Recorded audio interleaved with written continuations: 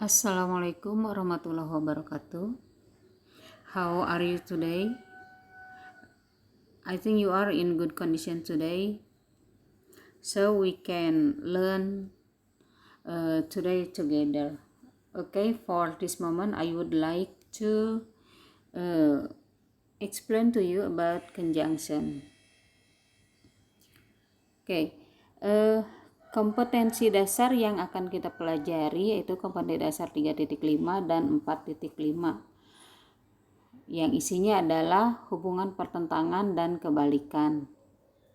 Jadi di sini kita akan mempelajari hubungan pertentangan dan kebalikan dengan memperhatikan even if, unless, however, on the other hand, in contrast, nevertheless.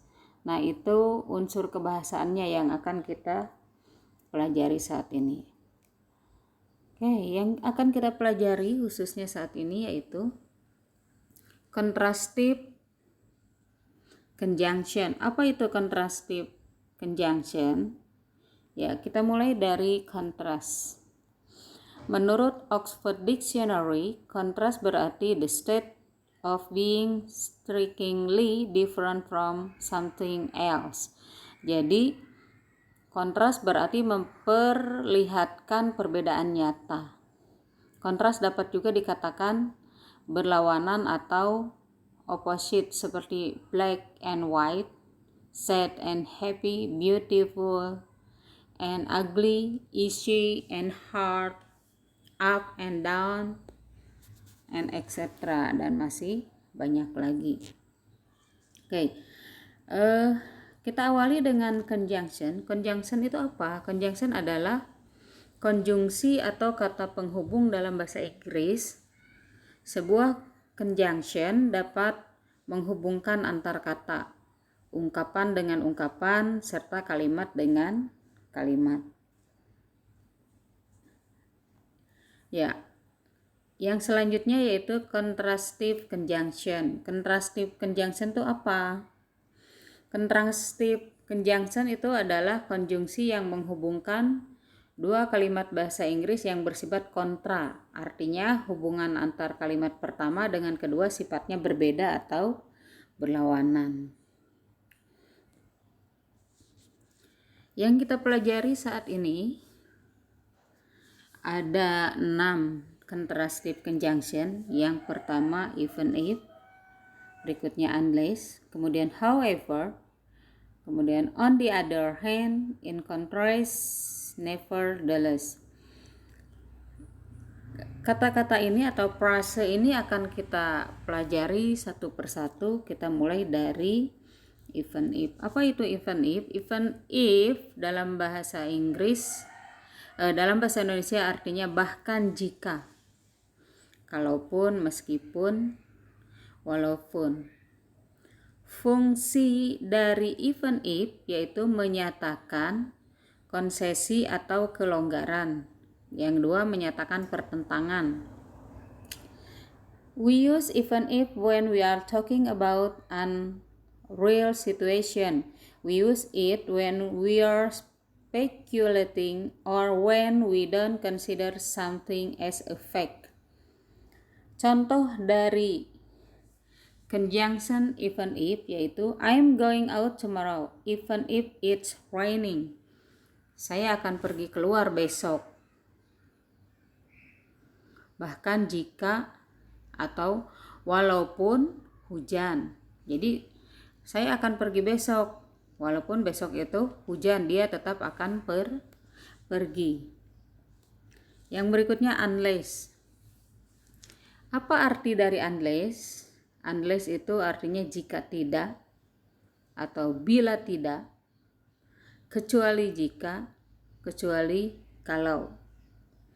Fungsinya apa? Fungsinya menyatakan kalimat bersyarat atau pengandaian. Dalam bahasa Inggris, unless memiliki makna except if. Apabila diterjemahkan dalam bahasa Indonesia, unless artinya kecuali jika atau kecuali kalau. Example, contohnya, you cannot enter this room.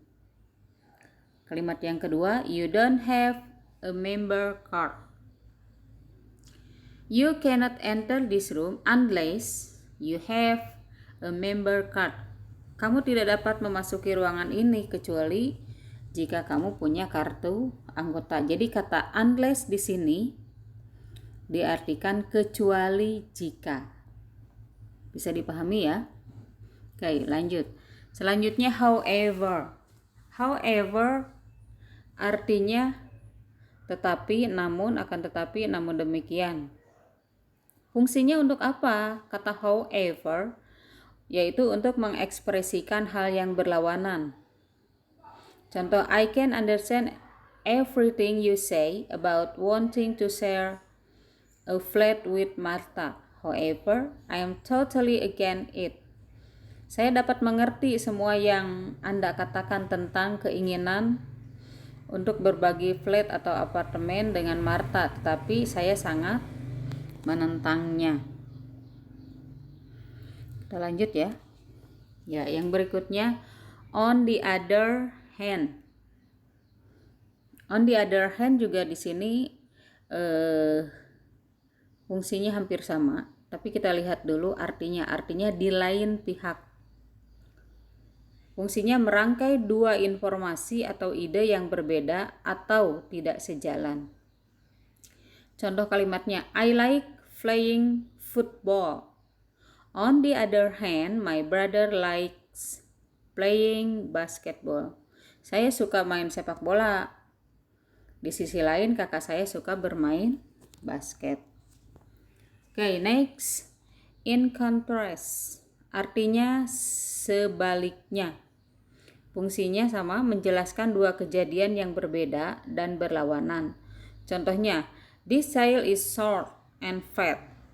In contrast, her sister is tall and thin. Anak ini pendek dan gemuk. Sebaliknya, saudara perempuannya tinggi dan kurus. Oke, next. Berikutnya nevertheless, artinya namun, biarpun, meskipun, walaupun, atau bagaimanapun.